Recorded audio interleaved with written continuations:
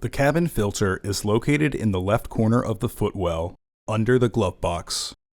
Remove the kick panel by pulling along its edges in order to release its securing clips. To remove the housing door, push down on the bottom tab to release it from its catch. Then, unclip the top. Remove the old filter from the housing and clean out any debris inside. You will need to compress your new filter in order to install it. Insert your new filter with its airflow indicating arrow pointing towards the back of the car. Once inside the housing, rotate the filter so that the pleats are running vertically. Once installed, the filter will expand back to its original shape.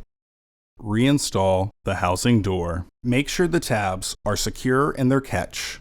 Reinstall the panel by threading the base in, then push in on the clips to secure the panel.